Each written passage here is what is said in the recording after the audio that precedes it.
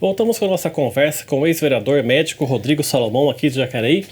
Bom, Rodrigo, agora a gente no primeiro bloco falou da sua parte profissional médica, agora vamos entrar na parte política. Como é que começou esse seu interesse pela política em Jacareí ou foi em São José que começou primeiro? Conta pra gente como é que começou essa história. Na verdade, eu sempre, como médico, eu me tornei médico, como eu disse, pela vocação e a vontade de ajudar pessoas. E eu percebia que dentro de quatro paredes, a atuação é limitada. Para que você consiga fazer grandes mudanças, você precisa ter a caneta na mão. Você precisa ter o poder para fazer o bem e realmente transformar a vida das pessoas. E foi isso que me motivou a entrar na política. Participava e me filiei aqui em Jacareí, no PSDB, logo depois, lá no ano de 2009, 2010 mais ou menos, quando eu era chefe da maternidade da Santa Casa. A gente trabalhava numa situação caótica e o ex-prefeito Hamilton Mota,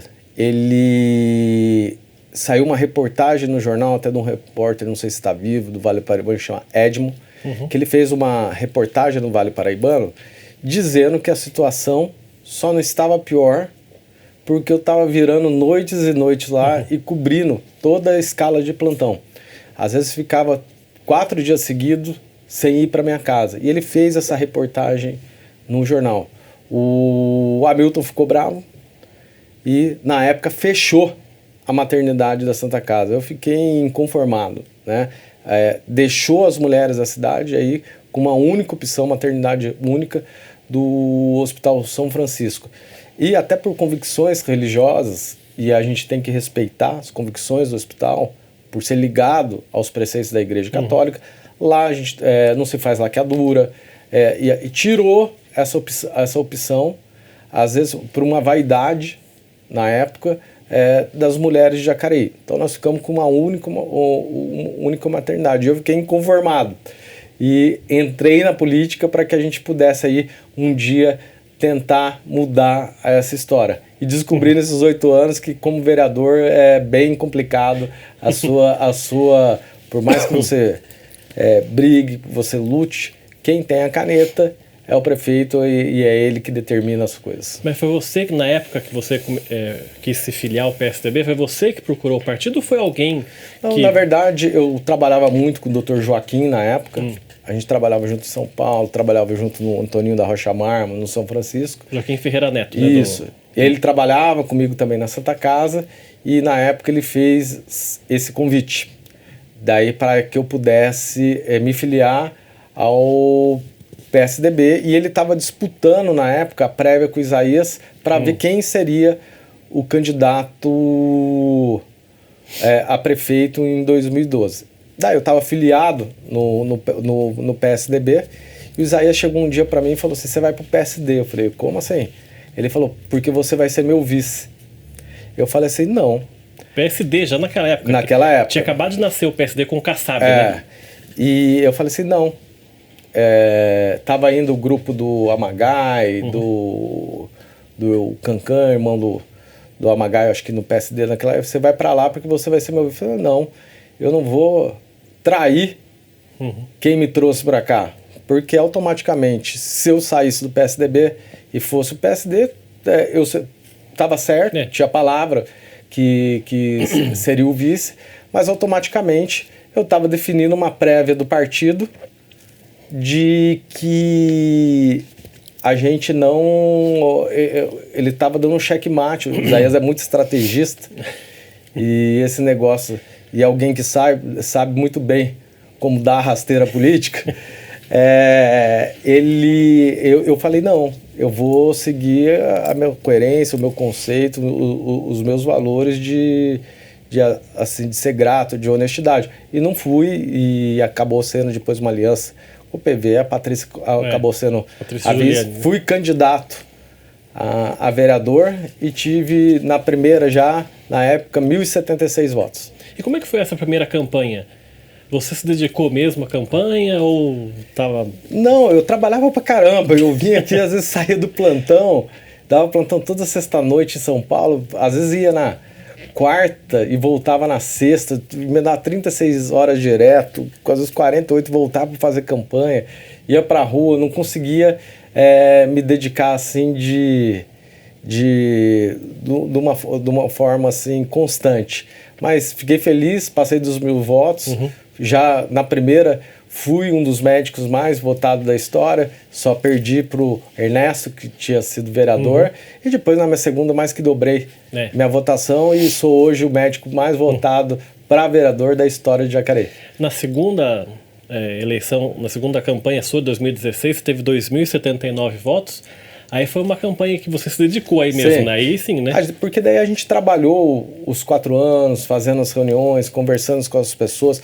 Porque o que acontece? Na primeira, ninguém tem muita confiança que você vai ganhar. E as pessoas ainda não te enxergam como político, né? A população de Jacareí viu o médico, mas não via o Rodrigo como político, como vereador. E nesses 4 anos a gente fez essa construção para que passassem a ter. E depois, a outra campanha, a gente já 4 anos como vereador, uma pandemia aí no meio, muita abstenção, a gente já fica mais sendo mais vidraça do que pedra, né? Então a gente fui reeleito bem como vereador mais votado do partido em 2020. Mas em 2012 você falou que teve essa história do Isaías falar que você ia ser o vice dele, né? Ele me chamou para ser o vice, eu não aceitei porque estaria traindo quem me levou pro... Foi o Dr. Joaquim. Mas até então, por 2012, 2016, a relação sua com o Isaías era boa, de amizades, sei lá, porque eu lembro de entrevistas suas elogiando o Isaías, falando... O Isaías na época não tinha ele como uma má pessoa. Daí você vai conhecendo e você vê, nunca vim aqui discutir, de chamar de desonesto ou discutir coisas desse tipo. Mas acho que muitas vezes o discurso dele não combinou com a prática. Mas passou. Em 2014 nós tivemos uma rusga, o presidente da Assembleia Legislativa na época era o Samuel Moreira, queria dobrar comigo para ser candidato a deputado e o Isaías trabalhou muito para que isso não acontecesse tudo. Na época a gente quase rompeu, mas depois reconstruiu e fui candidato no grupo do PSDB, até pelo grupo em 2016. Em 2020 você é reeleito, né? E aí, durante o seu segundo mandato, começa aí a ter mesmo esse rompimento seu com Isaías, o que leva até você se candidatar a prefeito, né, contra o Celso Florencio, que era o candidato da situação. Muita gente falou na época que você rompeu com Isaías porque você queria ser o candidato do PSDB a prefeito e ele não quis. Conta pra gente como é que isso funcionou. Na verdade, não é uma coisa que o povo falou. Hoje a gente tem uma decisão na justiça que mostra a verdade. Tanto que eu ganhei na justiça o direito de me desfiliar sem perder o meu mandato por causa das perseguições que eu sofria dentro do partido. E até no processo de desfiliação, eles foram desonestos.